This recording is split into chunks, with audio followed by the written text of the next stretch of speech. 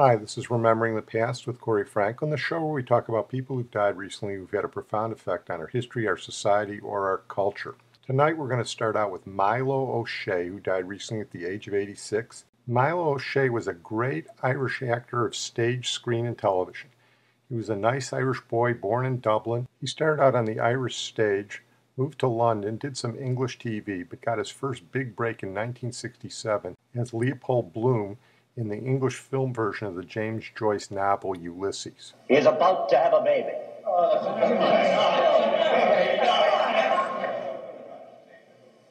Oh, I do so want to have a baby. Bloom, are you the Messiah? You said it. Then perform a miracle. Prophesy. So away. Gold Cup race, 20 to 1.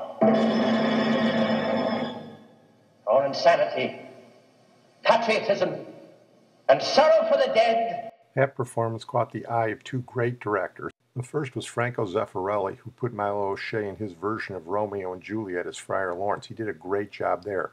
And the second was Roger Vadim. Vadim put Milo O'Shea in his 1968 schlock classic Barbarella opposite Jane Fonda. Jane and Roger were married. I think Jane was supporting Roger at the time, so Roger made her the star of his Sex Kitten movie. She ultimately got tired of Roger Vadim, so she dumped him for Tom Hayden. Then a couple years later, she dumped Tom Hayden for Ted Turner, but that's another story. Anyway, Milo O'Shea was in Barbarella, and he was the nefarious Durand Durand who was trying to kill Jane Fonda's character with his pleasure machine. Durand Durand was spelled with D's at the end of both Durands, but hey, a couple years later the English group dropped the D's and called themselves Durand Durand, so Milo O'Shea is in part responsible for the name of one of the most famous English rock groups. Here's a little bit of the evil Milo O'Shea as Durand Durand trying to kill Jane Fonda through pleasure. What is this thing? Precisely, my dear. Sonata for Executioner and Various Young Women. Oh, it's sort of nice, isn't it? Yes, it is nice. In the beginning. Wait until the tune changes. You may change your tune as well. Oh, goodness. What do you mean? When you reach the crescendo, you will die. Pleasure. The end will be swift, but sweet. Very sweet. Come on, you think Roger Vadim's going to kill his wife in the movie? No way. Oh. Recognize me. Recognized you? I could never have recognized you. I thought you were only 25 years old. What happened? Well, the matmos is not without its effect. But you've aged 30 years. The matmos has its own means of nourishment. And in return, it teaches us truth. Dr. Durand, could you hand me a garment? I have been sent here by the President of the Republic of Earth, hopefully to save you and to bring you back to our own Earth planet. Earth planet? Never. Shall I tell you why? Because I know too much. Here at Soho, I've learned truth and essence. I speak of the dignity, the nobility of pure evil. Would you hand me some boots? Humanism, morals, principles, this rubbish, nonsense. I speak only of truth and of essence. Yeah, the movie probably is as bad as it sounds. I'm not sure what Jane Fonda is more embarrassed of, this movie or being on that gun turret in North Vietnam. It's a close call. Milo O'Shea came to America after that. He played in a bunch of great American movies. I especially liked him as the judge in The Verdict. He's holding his own here with James Mason and Paul Newman, and that's not too bad. I just heard someone offer you $200,000. When I walk out that door, the offer is withdrawn. I had a witness disappear on me, Your Honor. You should have taken their offer. I have no sympathy for you. But he gained his greatest fame in America on television.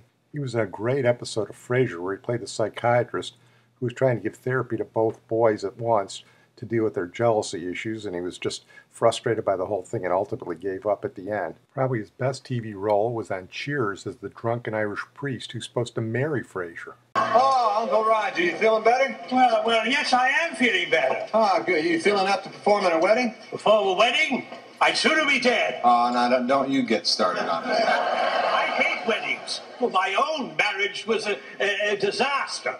At times I prayed I would die and go to a better hell than the one I was living. Oh, my. Let's talk to him. We didn't know. What am I going to do, argue with the man? Marriage ruined my life. Oh, no, Mickey Rourke. Not now, Cliffy. Do me a favor. Take Uncle Roger out there, find Fraser, and get him some therapy fast. Sure thing. Okay, buddy boy, let's go. Are you married? No, sir, I'm not. Came close once, but no. She was a lucky girl. Thank you, sir. I think we'll close on Milo O'Shea by having sing a little from McNamara's band with Bing Crosby. He wears this nice Irish sweater and he pretends he's a Swedish guy.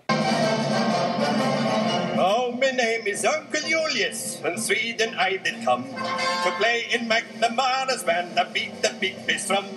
And when I march along the streets, the ladies think I'm grand. They shout, there's Uncle Julius, and with an Irish band. Oh, I wear a bunch of shamrocks and a uniform of green.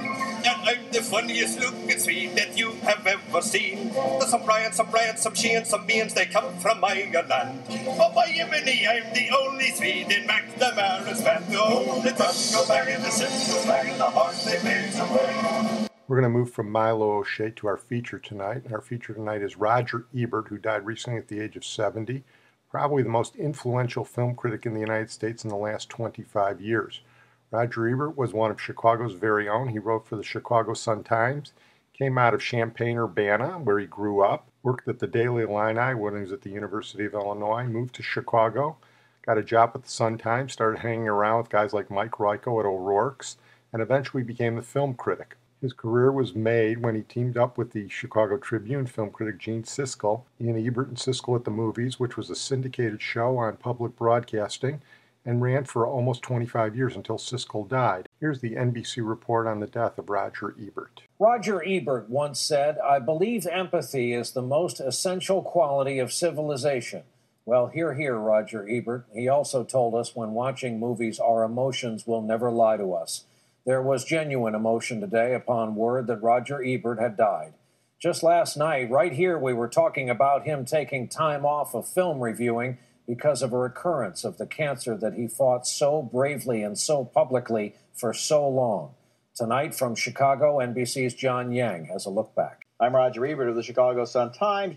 He was a movie critic as famous as the movie stars he reviewed, a sought-out voice on award show red carpets. I think it's going to win, and I think it is the best movie of the year. Roger Ebert has a star on Hollywood's Walk of Fame and was the first film critic to win a Pulitzer.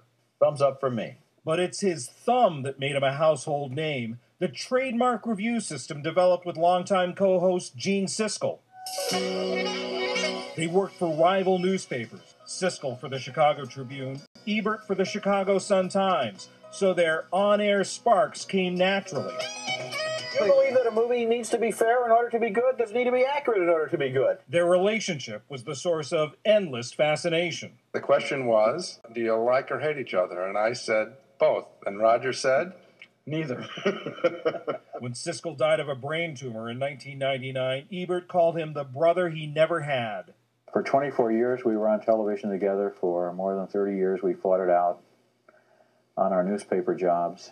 There was a lot of competition, a lot of rivalry, but also respect and friendship. For Ebert, movies weren't just his career, they were his passion. In 1985, he told Jane Fonda on Today his tastes were not highbrow. I like a Western if it's bad enough. I like it if it's good enough. I don't like the in-between movie. He wrote the screenplay for the 1970 movie Beyond the Valley of the Dolls. Initially dismissed as schlock, it since gained cult status. This is my happening, and it freaks me out. A prolonged battle with cancer drastically changed his appearance and robbed him of the ability to talk. He relied on a computer to be his voice. I was always extroverted. Now I am forced to live more within my mind. But the words never stopped, largely through social media. It breaks through the silence I have been condemned to. It gives me a voice. Not this computer-speaking voice, so much as a voice in print. A voice he used to spread his love of film to fans everywhere. Ebert and Siskel discussed their relationship on the television show that made them both famous on this interview with Bob Costas a couple years before Siskel died and before Ebert had his bout with cancer. The last time you were here, just to set this up, the last time you were here, you did something which I'm told has never been seen before or since. You revealed the ritual by which you get into the proper mindset yes, to it's do a very show? important at the beginning of a show to have high energy, and so we always do peas porridge hot, peas porridge cold. We're very good at it. We can do it very quickly. Hey, a brief reprise just to remind those who might I have think that I'm sure people haven't forgotten. They have 3 Roll years that ago. tape, will you? Peas porridge hot, peas porridge cold, peas porridge in the pot, 9 days old. Hey! Some like it. No, come on. Come on, you know we go all the way. Hot, some like it cold, some like it in the pot, 9 days old. Mom likes it hot, Dad likes it cold. I like it in the pot, 9 days old. Hey. Hey! Okay, now we're out of the clip. What have you got for us this time? It is a real pleasure to do the show. I think we do real film criticism on this show. I don't think you have to apologize for being in the TV form or encapsulated. I think that people obviously find it of value, or we would have been long gone. I think, and you would know this very well, in syndicated television for a half-hour, once-a-week show, to have run 17 years is in syndication, and 10 years in syndication, is very hard to accomplish. Consenting adults is the kind of picture that makes the claim against Hollywood lacking family values seem entirely appropriate. Oh, come on, Gene. I hope you're not... I'm not turning, Roger. Turn into some kind of... I'm not going to turn into Roger, and I will like this a good is a one. good movie. This is a good thriller. It's well put together. The characters do have humor. The entire movie is a comedy. I don't see how you missed that. Laugh. The movie has values that we either agree with or don't agree with, and that's what it's about. Just trying to, not some censorship at the factory gate. I'm not trying to censor it. You get the idea. They did that every week. Ebert watched a lot of films, compiled a lot of lists. They were pretty reliable. Roger Ebert, in part, is also responsible for Oprah Winfrey's success. He dated her for a while she was a local TV host, gave her some advice on syndication, and she went on to take his advice and become a syndicated television host. So we have, in part, Roger Ebert to thank for Oprah Winfrey.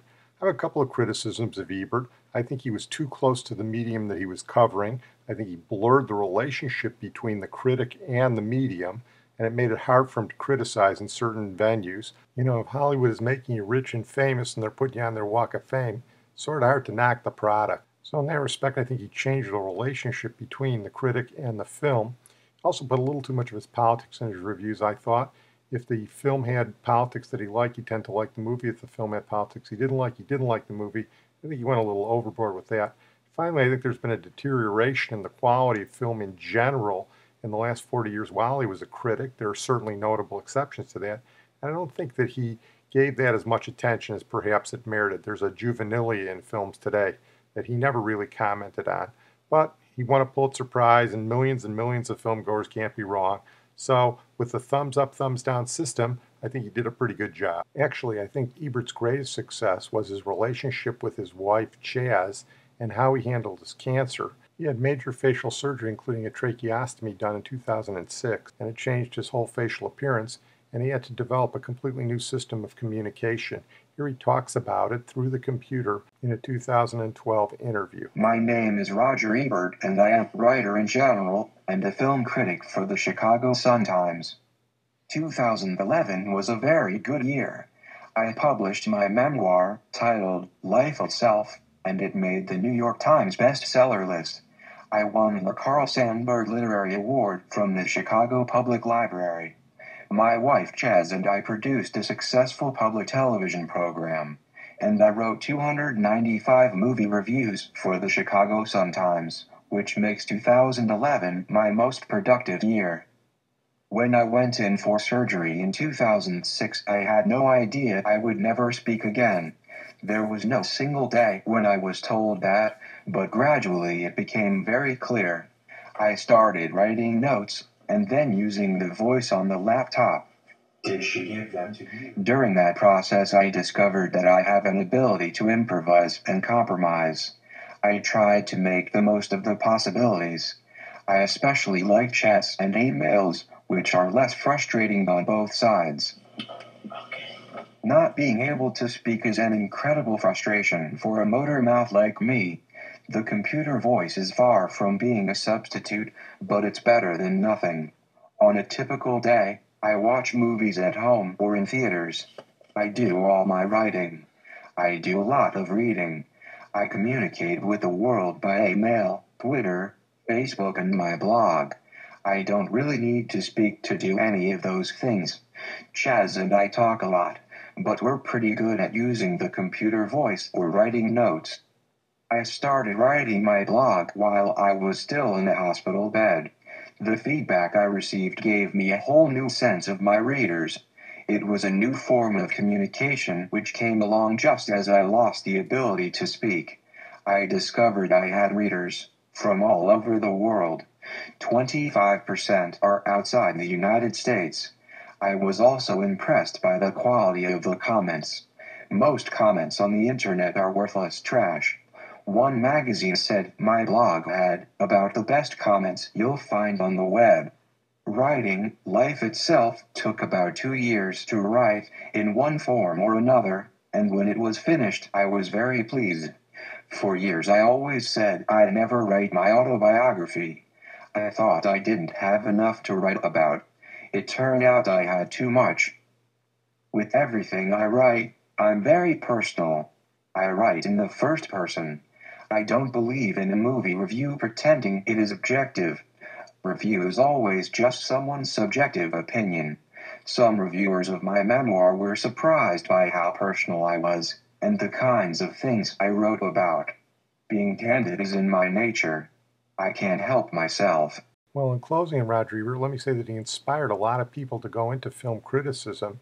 And while that was a good thing, probably means the ultimate demise of the film critic as we know it. Now with the internet, anybody can review any film anytime. You can look in Rotten Tomatoes and things like that. You all knowing film critic in the newspaper or on television, well, that's probably not going to happen anymore. And I don't think you're going to see the kind of famous, well-known critics that you saw in the days of Roger Ebert and before him, Pauline Kael and John Simon. So in a certain way, Roger Ebert was the last of the breed. I'm going to close tonight with Jimmy O'Neill, who died a little while ago, a couple months back at the age of 93. Jimmy O'Neill was a Los Angeles disc jockey.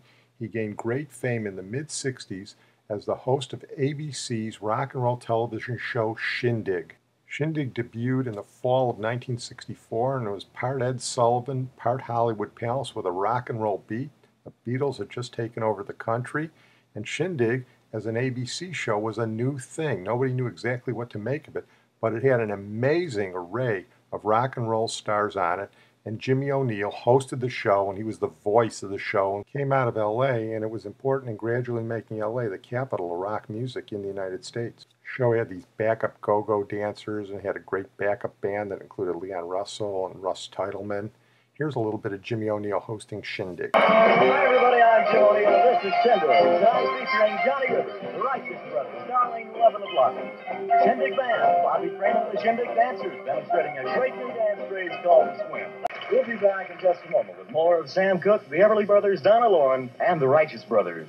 Shindig has been brought to you by the American Broadcasting Company. Now, next week on Shindig, we'll be welcoming the Righteous Brothers, Donna Loren, Chad and Jeremy, Matt Monroe, Tina Turner, and Neil Sedaka. And, of course, the most important guest of all, you. So until next week, this is Jimmy O'Neill saying thank you so much for watching. Good night, everybody. Saturday night, just got there, Saturday night, baby, I'm a Billy Bob. That was my main men, the Everly Brothers, ending the show there with a little Richard Cotta play the Everly Brothers.